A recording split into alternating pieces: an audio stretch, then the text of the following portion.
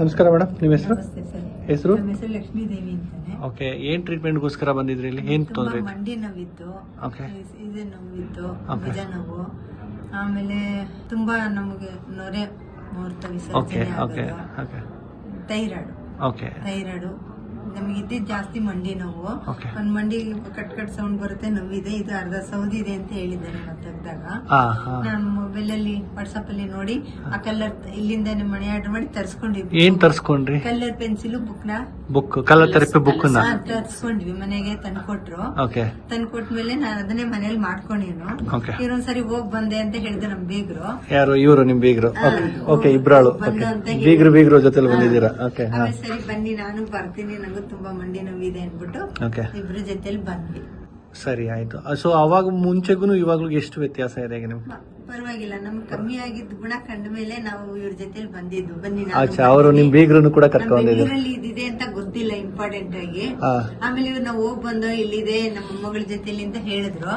ಆಮೇಲೆ ಸರಿ ಇವಾಗ ನಾವು ಬರ್ತೀವಿ, ನಮಗೂ ಸ್ವಲ್ಪ ಕಲರ್ ಹಚ್ಕೊಂಡ್ಮೇಲೆ ಕಮ್ಮಿ ಕಾಣ್ತಾ ಇದೆ, ಬನ್ನಿ ಅನ್ಬಿಟ್ಟು ಇಬ್ರು ಮಾತಾಡ್ಕೊಂಡು ನಮ್ ಫ್ರೆಂಡ್ ಬಂದ್ರು, ಅವ್ರನ್ನು ಕರ್ಕೊಂಡು ಜೊತೆಲಿ ಓಕೆ ಓಕೆ ಓಕೆ ಎದುರುಗಡೆ ಮನೆಯವರೇ ಅಚ್ಚಾ ಅಚ್ಚಾ ಬಂದ್ವಿ. ಆಗ್ಲಿ ಮೇಡಮ್. ಹಾಗಾದ್ರೆ ಸೊ ಖುಷಿ ಇದೆ. ಏನ್ ಹೇಳಕ್ ಬಯಸ್ತೀರಾ ಬೇರೆಯವ್ರಿಗೆಲ್ಲ? ಇದು ನಾವ್ಯಾಗೆ ಏನಾರು ವಿಡಿಯೋ ಕೇಳಿದೀವ, ಇಲ್ಲ ನೀವಾಗೆ ಕೊಡ್ತಾ ಇದ್ದೀರಾ? ಅವಾಗೆ ಹೇಳ್ತಾ ಇದ್ವಿ, ನಮ್ಗೆ ಹೆಲ್ಪ್ ಆಗಿದ್ದಕ್ಕೆ ನಾವು ಬಂದಿದ್ದು. ನೀವೇನ್ ನಮ್ಮನ್ನ ಹೇಳಿಲ್ಲ, ನಾವ್ ನಿಮ್ಮನ್ನ ನೋಡೇ ಇಲ್ಲ. ನಾವು ವಾಟ್ಸಪ್ ಅಲ್ಲಿ ನೋಡ್ಕೊಂಡು ಕಲರ್ ಹಚ್ಕೊಂಡು ಕಮ್ಮಿ ಆದ್ಮೇಲೆ ಒಬ್ರಿಗೊಬ್ರು ಪರಿಚಯ ಮಾಡ್ಕೊಂಡು ಮಾತಾಡ್ಕೊಂಡು ಬಂದ್ವಿ. ಇನ್ನೊಬ್ರಿಗೂ ಹೇಳಿ ಅವನು ಕರ್ಕೊಂಡ್ ಬಂದ್ವಿ. ಆದ್ರೆ ನಮಗ್ ಪರವಾಗಿಲ್ಲ, ಹಾಸ್ಪಿಟ್ಲಿಗಿಂತ ಇಲ್ಲಿ ಪರವಾಗಿಲ್ಲ ಅನ್ನಿಸ್ತು. ನೋಡೋಣ, ಆದ್ರೆ ನಮ್ದೊಂದು ಕೋರಿಕೆ, ಬಡವರು ಈ ಚಿಕಿತ್ಸೆ ಸಿಗಂಗಾಗ್ಲಿ. ಧನ್ಯವಾದ. ಖಂಡಿತ ಮೇಡಮ್. ಅದೇ ಮನೆಯಲ್ಲಿ ಈಲರ್ ಇರ್ಬೇಕು ಅನ್ನೋದು ಕೂಡ ನಮ್ಮ ಆಶೆ. ನಾವು ಬುಕ್ ತೆಗೆದಿಟ್ಕೊಂಡ್ವಿ, ಕಲರ್ ಪೆನ್ಸಿಲ್ ಎಲ್ಲ ತರಿಸಿಟ್ಕೊಂಡ್ವಿ. ನಮ್ಮ ಮಗಳಿಗೆ ನೆಗಡೆ ಕೆಮ್ಮಾಗಿತ್ತು, ಅವ್ರಿಗೂ ಒಂದ್ಸರಿ ಬರ್ತೀವಿ.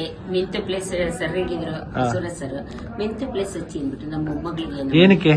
ಕೋಲ್ಡ್ ಆಗಿತ್ತಲ್ವಾ, ಕೆಮ್ಮೋದಕ್ಕೆಲ್ಲ ಅವರಿಗೂ ಮಗುಗೂ ಹಾಗೆ ಹಚ್ತೀವಿ, ಕೈಗೂ ಹಚ್ಚಿಬಿಟ್ಟು ಹಿಂಗ್ ಮಲಗ್ತೀವಿ. ನಾವು ಫಸ್ಟ್ ಎಲ್ಲ ಇಲ್ಲೆಲ್ಲ ಹಚ್ಕೊಳ್ತಾ ಇದ್ವಿ.